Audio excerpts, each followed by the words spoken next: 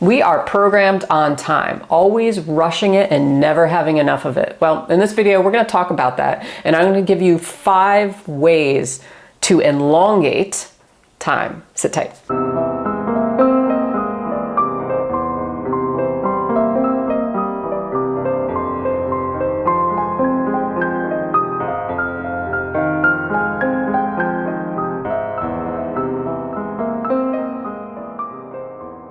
I couldn't tell you how many conversations I have with people, either my parents, patients, friends of mine, and there always comes up the idea of time and the passing of time. And you always hear things like, time goes so fast, especially as you get older, right? It's like, I can't believe we're into December already, or November passed so fast, or the holidays are here, and oh my God, like, how did that happen? You know, our perception of time, it has been studied that it does actually speed up as we get older. It's not that time actually speeds up, as our perception of the time speeds up, and perception is reality, right? So there's a number of reasons why time feels so damn fast, especially as we get older. Number 1, boredom. Things become so routine that, you know, nothing is happening to kind of differentiate, and time just seems like it passes by very quickly. Number 2, too much is changing.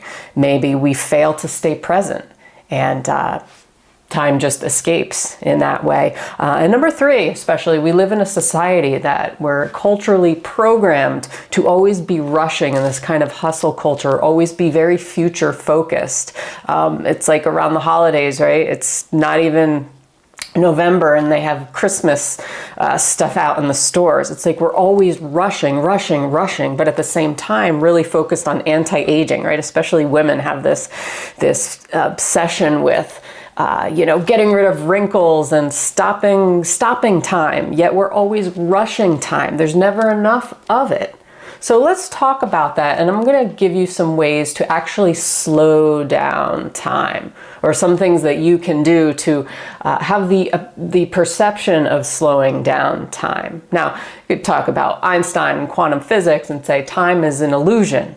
Right? But according to our linear brains, we can't comprehend that the past, present, future is all happening simultaneously at once. We just can't think that way because we think in a linear fashion. We think of, okay, this happened, I'm this age now, this stuff is changing. But we perceive time because of change.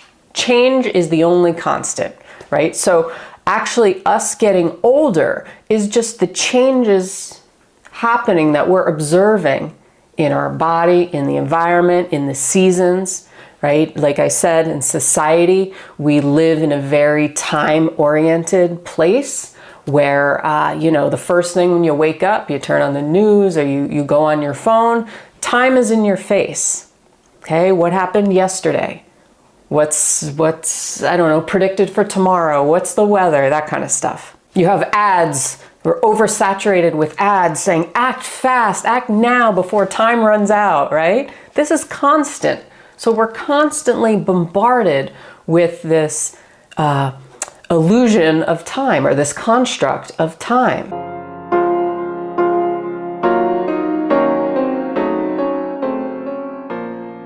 So the first thing to elongate your time is to focus on present awareness, unplugging more often from these devices, from these things that are constantly in your face in this very future-oriented kind of level of thinking.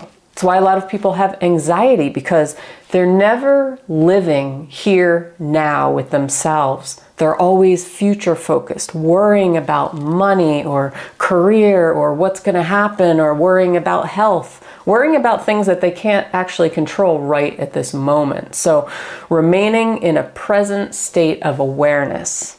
How do you do that? By becoming the observer rather than just the passive consumer of everything, of information being bombarded, being thrown at you. Number 2 way to elongate time is to have new experiences, try new things. It's this idea of boredom or routine and rituals that we have. From first thing when we wake up in the morning, we have coffee, right? Or we go on our phone and we look at the weather and we see what the news updates are, social media. We do the same things day after day. We've become very ritualistic creatures, and it helps us kind of stay in a rhythm. But when you do new things, you create new pathways inside your brain, new ways of seeing things, new experiences that put you in that present moment. And it shocks that routine, it shocks that matrix, it shocks that energy that's been just kind of like, feels like one big stretch that's like just going really fast. When you do new things, you tend to observe more, and you're more aware of your senses. You're in your body more, okay? So try new things, have new experiences, maybe meet new people, and you'll notice that time slows down a little bit for you. So the next thing is seeing your life in more of a spherical or circular pattern rather than one straight line where it's like birth and then death. That's the end. You fall off the cliff, right? So if you look at your life from like a spherical outside view, you see that your life has many chapters in it, segments. A lot of doors open, doors close. And once you realize this or look at it from a different angle, you see that you have many more chapters to go in your life, many more doors opening and closing, or closing and then opening, possibilities that still exist. So if you break it down into smaller segments and you see that it's not just like these huge milestones and it's like, oh, well, I'm like at the end of I've done all the things, like, you know, I got married, I had the kids, I had the job, I retired. Now what? Now it's just like this straight line until death? No, you realize if you break that segment down, there's so many doors and chapters and things that are yet to open for you. So a lot of times it's just shifting how you are thinking about your life and not being caught in this loop or trapped in this time trap that a lot of us go through. Which leads me to number 4, focusing on health rather than death. A lot of people, once they get older, they start focusing on all their health issues and medications they're on and problems and ailments. But you have to look at it from, you still have a lot of health in you, right? Why we always focus on the things that are wrong with us and our flaws. We're so programmed that way. This is what's wrong with you. Here's a pill to fix that. Here's a solution to your problem, right? Act fast, act now before time runs out. And you're like, oh my God, like I have no time left because now my back hurts and my knees ache and life is over for me. What's left? Again, this is social conditioning. This is programming. A lot of older people focus on just like the end game, death, but death is really just another door closing, and then a new one will eventually open in some form. So you could look at it that way. So if you look at your life, even in like Buddhism, Eastern philosophies, they don't view this lifetime as just your only life. They view it across spans. If you believe in reincarnation, or, you know, that sort of thing, that it spans across all your lifetimes, all your past lifetimes, all your future lifelines kind of thing. Then life looks really, really long and you're like, whew, you know, I have a lot more to go. But aside from that, whatever you believe, that's whether you believe in reincarnation, that's one way of looking at it. But the other way is just to remind yourself and remember that you are a living human being. And yes, you may have some ailments and those are the changes that your body goes through. Doesn't mean that you're knocking on death's door. So a lot of times it's making little shifts and saying, well, what do I still have that's good about me? Oh, I still have my mental health. I still have joy in my life. I still have the ability to laugh and create things and read and be intellectual. Like there's so many good things, especially about getting older. You gain a lot of wisdom usually when you get older, right? You've had a lot of experiences that maybe you can share with other people and give advice to other people. And, you know, It's just the way we were conditioned again. So once you focus more on health and wealth over death and darkness and that kind of thing, you'll find that life gets not only brighter, but it gets a little longer for you because it puts you in the present. You're not so future focused on like, oh, I'm going to die tomorrow, that kind of thing. And number 5, stop postponing happiness for later. A lot of people, they wait. Oh, you know, I'll do this. I'll be happy once I'm retired, or whatever, at 65 or 70. And by that time, they're tired, they're fatigued, and you know, they don't have the vibrancy maybe that they once had or felt.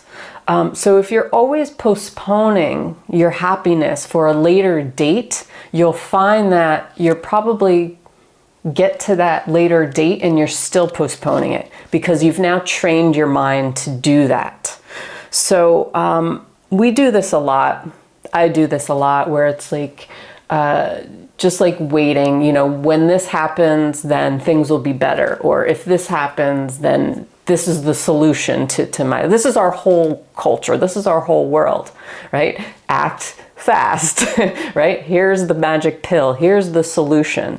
Once you get rid of your wrinkles, life will magically transform before your very eyes and you'll feel amazing. Well, a lot of times you realize that, okay, got a little Botox and I still feel the same. So I'm going to get more Botox and more this and more that and try more pills and all kinds of stuff. And we form this loop that becomes kind of a very toxic loop in our lives where we're constantly postponing our happiness. Again, not being in the present moment, not feeling into our senses. So if there's a piece of advice that I could give you, it's to, instead of focusing on medications and, you know, future focused happiness, like when this happens, then I will be content, is to focus on maybe 3 little things that you can be happy for today, that bring you joy, that raise your vibe, that raise your frequency, laughter maybe. Do something that you enjoyed doing as a child, okay? Get back to that original self. That's the goal really of this whole life, is not to find all the solutions or to get to retirement, then you'll be happy. It's to get back to ourselves, our original selves, who we came in as. That is the whole point. And it sounds so simple, yet it's this game we play where we're kind of always feel like we're fighting with our own brains to get back to this, not only mind-heart connection, but just get back to us in our purest, authentic form, where we're living as aligned to us as we can, and stop living for other people or solutions or thinking that something on the external is going to solve our issues on the internal. So anyway, those are my keys on how to elongate time and kind of shift how we're thinking about time. So pay attention when you're being saturated or bombarded with ads or people around you who are constantly saying things like, oh, time goes so fast. And, you know, and the more we say that, the more it seems like the faster it goes, right? But a lot of it is just how we're thinking about it, our perception of it. Okay, so take these for what they are, and hope you enjoyed this. I will see you on the next one. Make sure you hit that like, subscribe button, and until next time, have a good one. Peace.